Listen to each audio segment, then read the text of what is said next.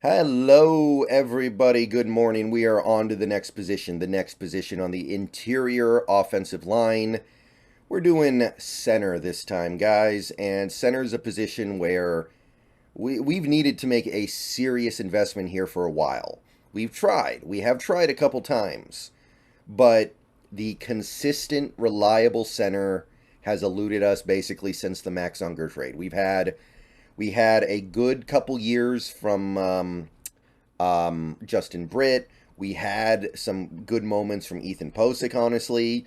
There have been a couple of slightly greener patches, but for the most part, the center position has not been great. Now, I do think the Seahawks made an excellent move earlier in free agency, bringing in Evan Brown to be the nominal starter. They were able to get a starting caliber center for $2.25 million, which is great. I feel great about it. I think he's a significant upgrade to what we had last year, and I think he will make a significant difference in 2023. But you could do better, and more important than that, you need depth and you need a plan for the future. Because right now, Evan Brown's not under contract in 2024. And honestly, if he has a good season, he's going to want to go get paid. And are you going to be willing to pay him? Probably not. So we need to bring in somebody through the draft who is better than Joey Hunt. Now, the good news is it's pretty easy to be better than Joey Hunt. It's just a matter of having some functional strength and being generally football capable. So being better than Joey Hunt should be a doable task. But at the same time, we want to go a little beyond that, right? We want to get somebody who actually has a chance to develop. Now, I'm not looking for somebody who's going to start day one. My understanding is that Carroll doesn't really like rookie centers. He likes to have centers with some experience. And Brown is clearly going to be that. Evan Brown is clearly going to be that experienced center.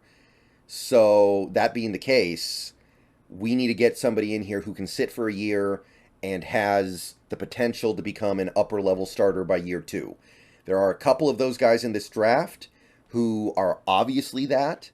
And then there are some guys in this draft who have a chance to be that if things break their way. It's not an amazing draft for centers, but after having a look at all the prospects, I think there is an opportunity here to get somebody who is your future, somebody who can be your center for at least, I'd say, half a decade, maybe even a decade.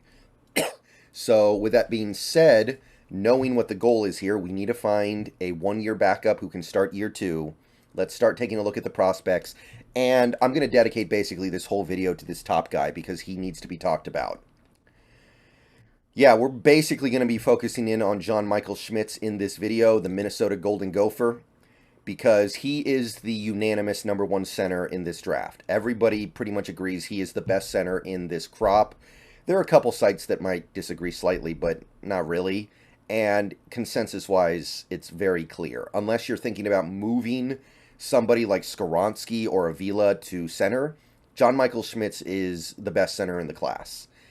And saying all that, of course I would love to have him. I think there's definitely a opportunity to bring him in, sit him for a year, and have him become a really good center for you in 2024.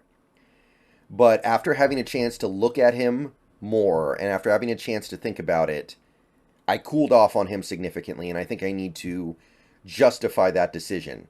And it's not going to be that hard to justify. The hard part is going to be, I think a lot of people are going to say, well, that's not a good enough reason, right? Because people are going to look at combine results and say, oh, that doesn't matter. What matters is what he does on a football field.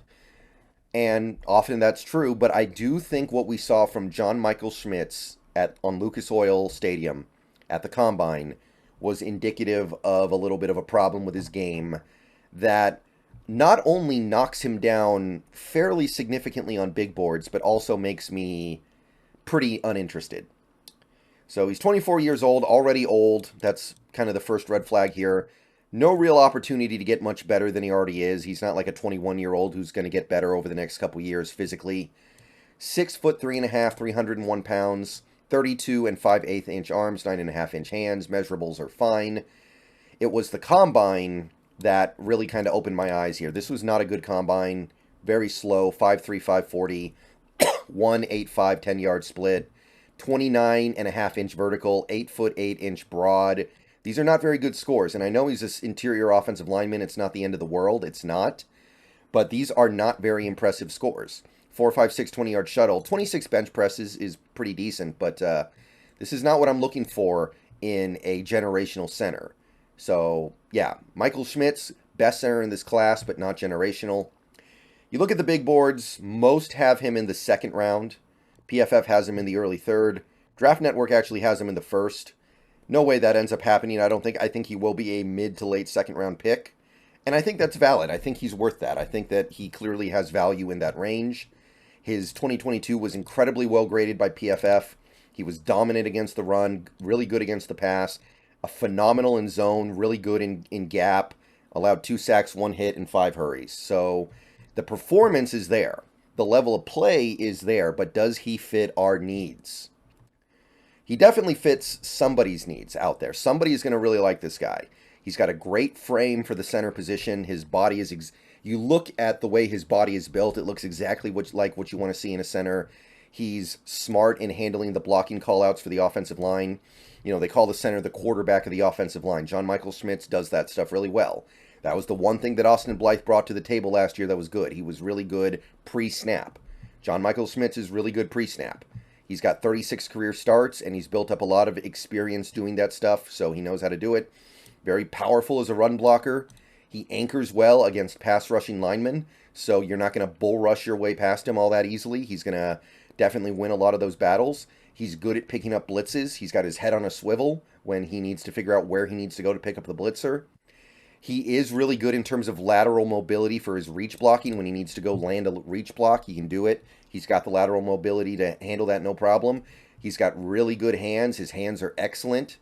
And he's good at doing the little things to make sure he can win battles in the trenches. The little things like attacking from the right angle, attacking with the right timing things so you're not lunging, not getting off balance. He's a really smart player. And probably his most positive trait, I saved the best for last year, highly consistent. The dude was very consistent at Minnesota.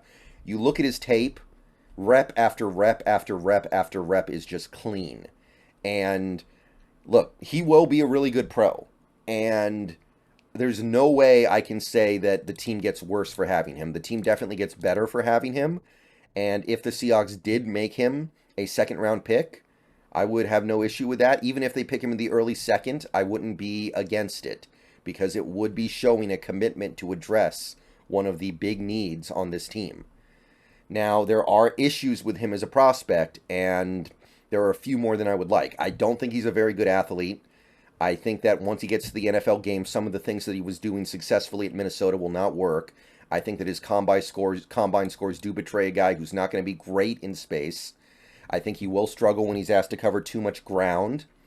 Once he gets into open space, his technique starts to leave him a little bit. Basically, the more ground he covers, the more likely he is to start to make mistakes and not be able to land those blocks on moving targets the way some centers do. His pad level can get a little high sometimes, and he can get out-leveraged.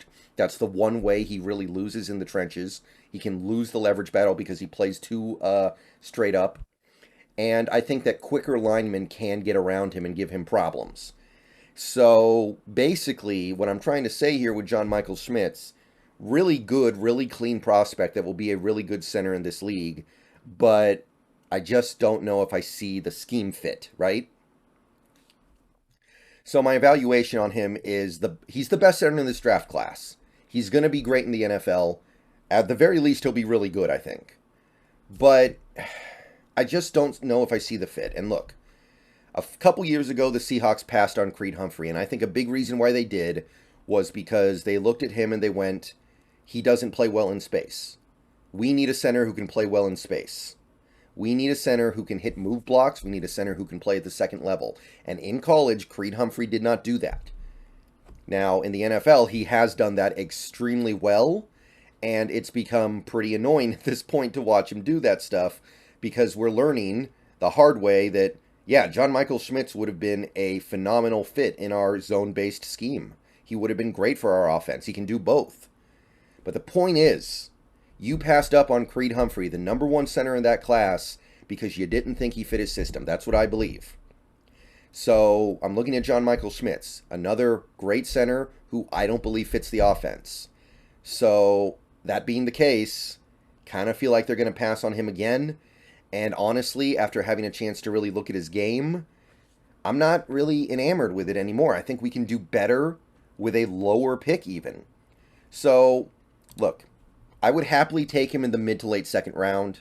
I wouldn't hate taking him in the early second because at least if you do that, you are objectively addressing the position with a big time resource. You are getting the best center in this class, somebody who will be good for you.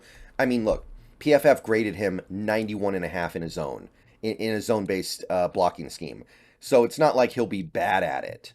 I just worry if once he gets to the NFL level and everything's moving a little bit faster, the players are better, the players are bigger and stronger, and all those things, how is it going to translate? With this guy, the testing numbers make me think maybe not so great.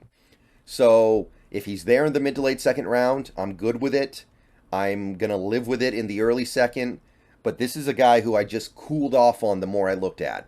Because, quite honestly, I think you can get somebody who's a little bit better a little bit later in this draft. Somebody who's going to fit better. And somebody who ultimately you may be happier with. Even though I do think you would be happy with this guy. So hopefully that helped elaborate effectively and adequately on my full thoughts on John Michael-Schmitz. I'm just not sure if it's the best usage of resources at this point.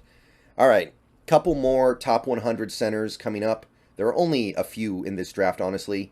But, yeah, that's my thoughts on John Michael-Schmitz. Let me know what you guys think. I know some people are going to strongly disagree. But that's how I see it right now after having a chance to dig into him as a prospect. All right, see you guys later. Go Hawks.